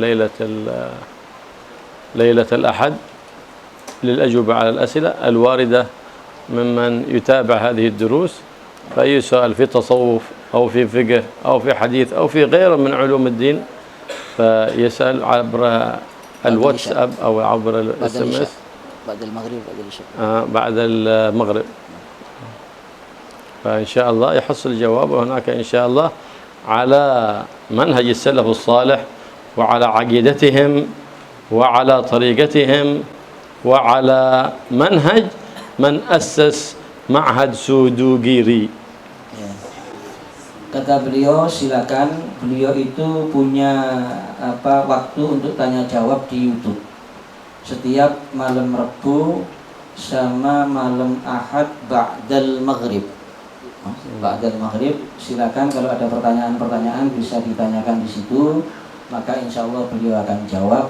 Ya, jawaban beliau berarti ya beliau tidak diragukan thariqahnya, thariqah yang sama dengan para salaf, ya, akidahnya juga akidahnya para salafus sholihin, ya, kemudian juga sama dengan thariqah daripada muassisnya pondok pesantren Sidogiri, manhajnya juga sama insya Allah. Jadi tidak ada keraguan ketika mendapatkan jawaban dari beliau insya Allah. خلاص.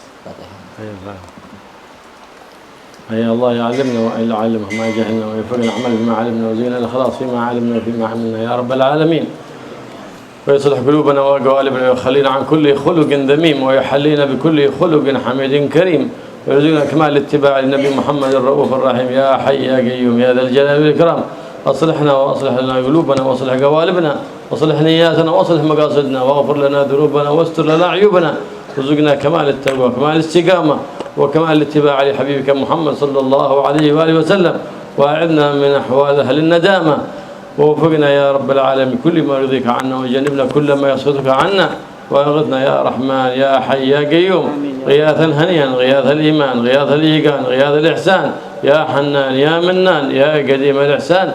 أصلحنا وأصلح لنا أولادنا وطلبتنا وأحبابنا وأخواننا ومن أحاط شفقة قلوبنا يا رب العالمين، واجعلنا صالحين مصلحين وخلقنا بأخلاق الصالحين وقرب منا الصالح وحبب إلينا الصالح وحبب إلينا الصالحين وحبب الصالحين إلينا يا رب العالمين، وارزقنا يا رب العالمين محبة الصالحين يا نبيك محمد الرؤوف الرحيم. اصلح قلوبنا وقالبنا واصلح نياتنا ومقاصدنا واغفر لنا ما مضى واحفظنا فيما بقي واعزنا بالطاعات ولا تذلنا بالمعاصي والمخالفات واشغلنا بك عما واقطع عنا كل قاص يقطعنا والهمنا ذكرك وشكرك وحسن عبادتك واجعلنا من أبر الأبناء بالآباء والأمهات يا حي يا قيوم واقضي الحاجات واجعلنا في الحسن الحصين من جميع الأذيات والحرز المكين والذنوب والخطيئات برحمتك يا أرحم الراحمين. وصلى الله على سيدنا محمد النبي الأمي وآله وصحبه وسلم والحمد لله رب العالمين. سر الفاتحة وإلى حضرة النبي. فاتحة.